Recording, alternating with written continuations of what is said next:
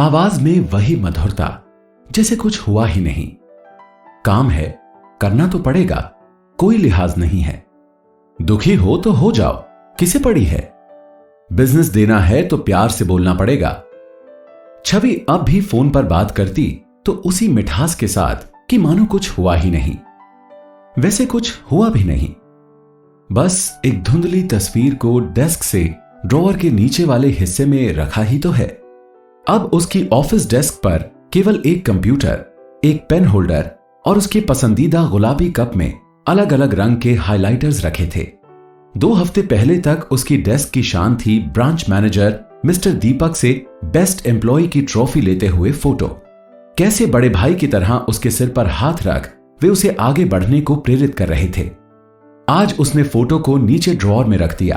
अब वो ड्रॉअर के निचले हिस्से को बंद ही रखती। वो फोटो उसके लिए बहुत मायने रखती थी। इस कंपनी में पिछले 6 महीने से छवि सभी एम्प्लॉइज के लिए रोल मॉडल थी और दीपक सर के लिए एक मिसाल। छवि ने घड़ी देखी, 5 बजने में अब भी 25 मिनट बाकी थे। अगर उसके पास कोई अदृश्य ताकत होती तो समय की इस बाधा को हाथ से पकड़कर पूरा कर देती। समय चूंकि अपनी गति से धीरे धीरे आगे बढ़ रहा था। छवि ने अपने चेहरे पर हाथ रख आंखों को ढक अपनी विवशता को कुछ कम किया। अभी तो उसे लॉग आउट करने से पहले रीजनल मैनेजर विनोद को दिन भर की रिपोर्टिंग करनी थी। यही सोचकर उसका मन रोने को कर रहा था। अगर उसने फोन नहीं किया तो कभी भी उनका फोन आ सकता है। ऑफिस का काम ऑफिस में ही खत्म हो जाए तो अच्छा है। घर तक ले जाने की ना तो उसकी ताकत थी और ना ही मंशा। ये आखिरी काम खत्म कर छवि एक पंख के कबूतर की तरह अपनी कंपनी के 1 बेडरूम फ्लैट में आ गई। फ्लैट की ऑफ वाइट दीवारों ने उसका स्वागत उसी तरह किया जैसे उसने किसी अनजान पड़ोसी को गुड मॉर्निंग कहा हो। फ्लैट में कंपनी ने उसे बेसिक मगर ब्रांडेड फर्नीचर मुहैया करवा रखे थे। कभी उसे लगता घर भी ऑफिस का ही एक हिस्सा है और वो कभी घर आती ही नहीं। सच भी तो है, पिछले 6 महीने में वो एक बार भी घर नहीं गई थी। मात्र 100 किलोमीटर की दूरी पर उसका कस्बा था, सराय अजीतमल, पर वहां दिलों की बहुत दूरी थी। पिता के देहांत के बाद मां ने पिता के एक दोस्त प्रोफेसर महेश से लिव इन रिलेशन बना लिए। अब छवि का घर, जहां वो 22 साल रही, 2 प्रेमियों का अड्डा बन गया, जहां उसके पहुंचने से पहले ही उसके जाने के बारे में जानकारी ले ली जाती। कभी कभी तो उसे अपनी मां पर आश्चर्य होता कि वो क्या उसके पिता के मरने का ही इंतजार कर रही थी। पिता पिछले 5 सालों से कैंसर से जूझ रहे थे। इसी कारण छवि को बीच में पढ़ाई छोड़ जॉब करनी पड़ी और महेश अंकल ने तो मदद की ही थी। ये बात और है कि उसे ना चाहते हुए भी अब उन्हें पापा कहना पड़ता। छवि ने अपने आप को आईने में देखा और थोड़ा मुस्कुराई। वो सुंदर लग रही थी।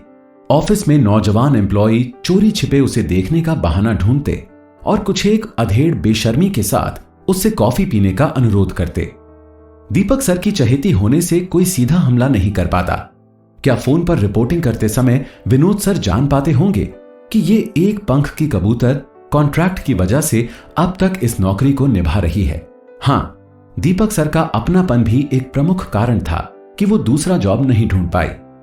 क्या पता उन्हें मालूम हो कि ऑफिस जाना उसे कितना गंदा लगता है। वो नीचे झुकी, ड्रेसिंग टेबल पर 5 स्टार रिजॉर्ट में 2 दिन और 3 रातों का पैकेज टिकट पड़ा था। मन किया उसके टुकड़े टुकड़े कर फाड़ कर फेंक दे, पर उसने केवल एक आह भरी और कमरे की दीवारों को देखने लगी। दीवारों की सफेदी ने उसे पिछले महीने गोवा में समंदर किनारे हुई क्लाइंट मीटिंग की याद दिला दी। मन कसैला हो गया। कैसे समुद्र का चिपचिपा नमकीन पानी बार बार कमर तक टकरा रहा था और 2 क्लाइंट उसके अगल बगल चिपके खड़े थे। उन दोनों की बाहों के किले में वो जकड़ी थी और विनोद सर से चीज कहकर एक ग्रुप फोटो लेने में व्यस्त थे। छवि एक बिन ताज की महारानी की तरह कंपनी और क्लाइंट के बीच होने वाली डील में पिस रही थी। एक लहर ने आकर उसे गिरा दिया। वो सोचने लगी कि क्या वो सचमुच गिर गई थी। बस विनोद सर बीच बीच में हौसला बढ़ाते रहते। बिजनेस है, हंसना तो पड़ेगा। उनके शब्द याद आते ही उसका मन रोने का किया। उसे लगा इस कमरे की दीवारें सफेद लहरें हैं जो उसके मुंह पर उछल उछल कर गिर रही हैं। वो जमीन पर बैठ गई और घुटनों को सीने से लगा सुबकने लगी। अपनी कंपनी से एक कॉन्ट्रैक्ट साइन कर उसने 3 साल की सैलरी का 60% हिस्सा पहले ही ले लिया था। सारा पैसा पिता की बीमारी में लग गया। छवि का मन रोने से हल्का हो गया। थोड़ी राहत मिली तो उठकर बेड पर बैठ गई। डिनर करने का मन नहीं था, इसलिए सो गई। सुबह 7 बजे सूरज की किरणें जब पर्दे को पार कर आंखों में चुभने लगी तो वो हड़बड़ा कर उठी। वो ठीक 9 बजे ऑफिस पहुंच गई। उसके पास एक छोटा बैग था। दीपक सर उसे देखकर हल्का सा मुस्कुराए। वो उनसे भी छिपती हुई जल्दी से अपने केबिन में आकर बैठ गई। 1 घंटा प्रेजेंटेशन बनाने के बाद उसे बड़ी थकान लगने लगी। लगता था कल के रोने ने उसकी बहुत ताकत खींच ली थी। तभी फोन बजा और उसका आलस टूटा। दूसरी लाइन पर दीपक सर थे।